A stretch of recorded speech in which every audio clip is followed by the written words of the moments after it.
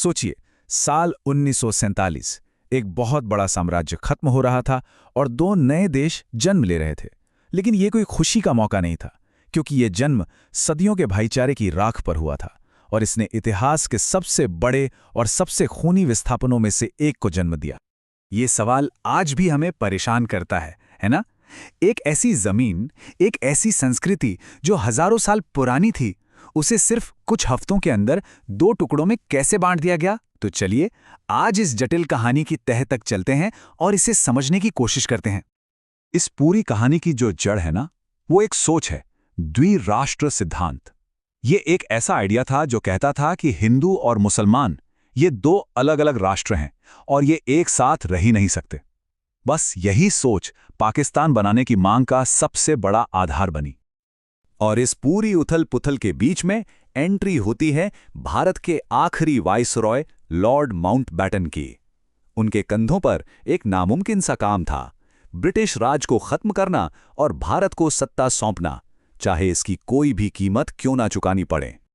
वक्त मानो रेत की तरह हाथ से फिसलता जा रहा था।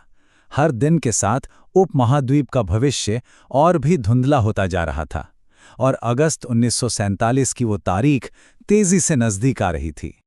अब ये जो राजनीतिक खींचतान थी, वो सिर्फ बंद दरवाजों के पीछे नहीं चल रही थी। बहुत जल्द इसका असर सड़कों पर दिखने लगा, और वो भी इतने भयानक तरीके से जिसकी किसी ने कल्पना भी नहीं की थी। और इसकी शुरुआत हुई कलकत्ता से।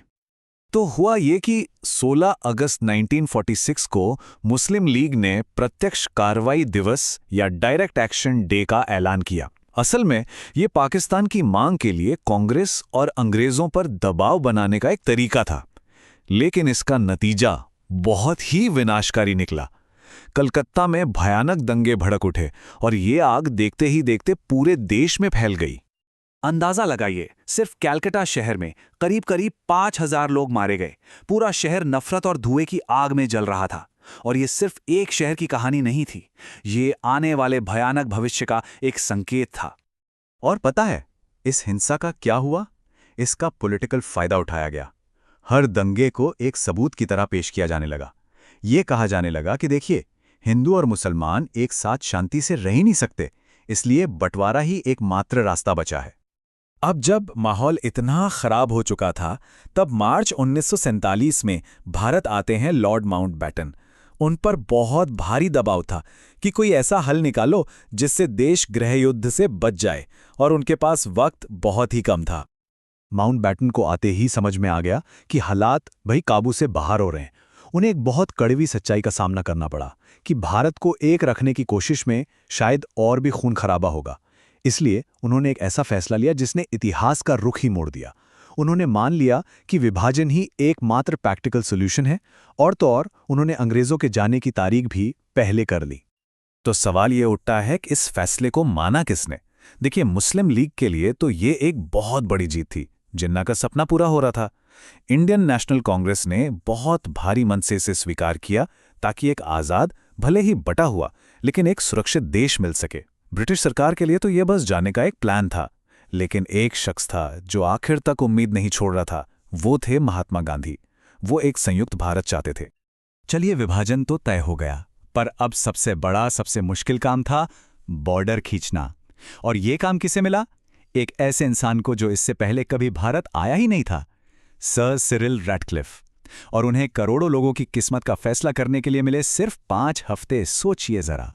तो इसके लिए एक बाउंड्री कमीशन बनाया गया। इसके चेयरमैन थे, जैसा मैंने बताया, सर सिरिल रैडक्लिफ, और इसमें मुस्लिम लीग और कांग्रेस दोनों के मेंबर्स शामिल किए गए। काम सीधा था, पंजाब और बंगाल में ऐसी लाइन खींचो जो हिंदू और मुस्लिम मेजॉरिटी इलाकों को अलग कर दे। कागज पर तो ये काम बड़ा सीधा साधा लगता है कि बस आबादी देखो और लाइन खींच दो, पर असल में ये नामुमकिन जैसा था। सोचिए, सदियों से जो गांव, खेत और परिवार एक साथ रह रहे थे, उन्हें आप एक लकीर से कैसे बांट सकते हैं? ये बहुत ही मुश्किल काम था। तो सवाल फिर वही आता है, आखिर ये सब हुआ क्यों?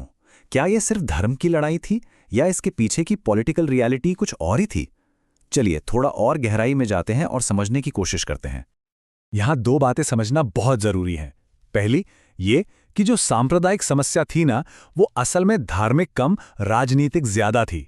मतलब नेताओं ने अपने फायदे के लिए लोगों को एक दूसरे के खिलाफ भड़काया, और दूसरी बात, जिन्ना ने इसी माहौल का फायदा उठाया। उन्होंने एक डर पैदा किया कि अगर भारत आजाद हुआ तो यहां हिंदुओं का राज होगा और मुसलमानों के अधिकार सुरक्षित नहीं रहेंगे। बस यही पॉलिटिकल चालें विभाजन की सबसे बड़ी वजह बनी। एक तरफ बंटवारे का जख्म था और दूसरी तरफ एक नए भारत को बनाने की एक बहुत बड़ी चुनौती। और ये चुनौती कोई छोटी मोटी नहीं थी। सैकड़ों बिखरी हुई रियासतें थीं जिन्हें एक देश बनाना था। तो इस काम के लिए एक लीगल टूल बनाया गया जिसे कहते हैं इंस्ट्रूमेंट ऑफ एक्सेशन या विलय पत्र। अब ये रियासतें क्या थीं? ये वो छोटे बड़े राज्य थे जहां अंग्रेजों का सीधा राज नहीं था, वहां राजा महाराजाओं का शासन था। तो इस डॉक्यूमेंट पे साइन करके ये राजा चुन सकते थे कि उन्हें भारत में मिलना है या पाकिस्तान में। इस विलय पत्र में मोटी मोटी 3 बातें थीं। राजा महाराजा अपनी रियासत के 3 सबसे जरूरी मामले यानी डिफेंस, विदेशी मामले और कम्युनिकेशन केंद्र सरकार को सौंप देंगे। बाकी मामलों में वो आजाद रहेंगे। और ये काम बहुत तेजी से हुआ भी। देखिए, 15 अगस्त 1947 तक ही 136 रियासतें भारत में शामिल हो चुकी थीं। कमाल की बात है ना?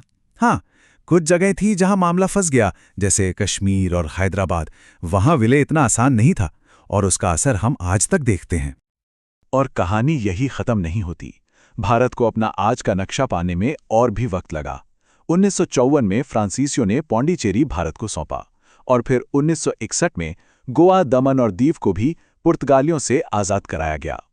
तब जाकर हमारा आधुनिक भारत का नक्शा पूरा हुआ। हम लॉजिक लैडर इंस्टीट्यूट की टीम है जो सभी प्रतियोगी परीक्षाओं और स्कूल एग्जाम्स के लिए क्वालिटी स्टडी मटेरियल मुहैया कराते हैं। ऐसे ही और जानकारी भरे विश्लेषणों के लिए कृपया लाइक, शेयर और सब्सक्राइब करें। और अगर कोई और जानकारी चाहिए या कोई बदलाव चाहते हैं तो बेझिझक कमेंट करें। तो घूम फिरकर हम वापस उसी सवाल पर आ जाते हैं। बंटवारा एक पॉलिटिकल रियलिटी थी, ये तो हमने देखा, लेकिन इसकी जो इंसानी कीमत चुकानी पड़ी वो बहुत बहुत बड़ी थी। एक नया देश तो बना, पर लाखों जिंदगियां हमेशा के लिए बदल गईं। ये हमें सोचने पर मजबूर करता है कि एक राष्ट्र का जन्म तो हुआ, पर आखिर किस कीमत पर।